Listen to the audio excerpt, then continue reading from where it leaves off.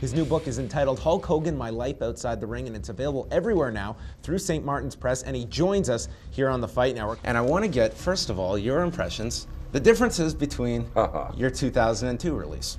The WWE put their WWE spin on it, kind of went through it and washed it out, you know. And so the book came out, and I thought it was going to do really, really well. And I got my check for WrestleMania at the Sky Dome. Yep.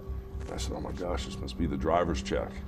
And I talked to Vince about the money, and I left, and they quit promoting the book. So that book kind of was a WWE book that came and went. This book is a book that I wrote because I've had a rough couple years. I've had two really crazy years. You know, I lost my family in a very short amount of time, and financially I was devastated. My son got in a car wreck, and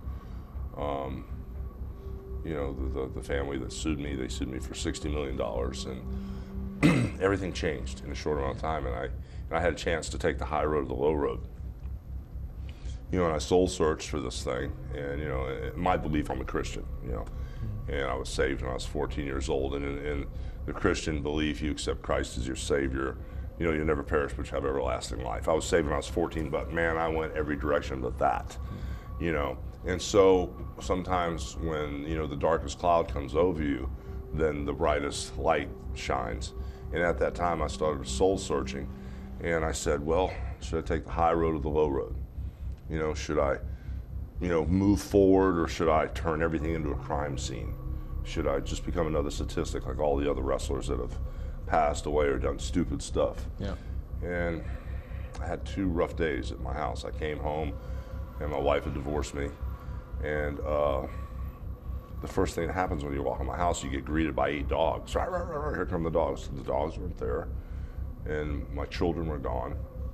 And I went to every closet, and all the closets were empty. But as I walked through the house, there were all the pictures of my family on the wall. And for some reason, brother, my head just, I went the wrong way.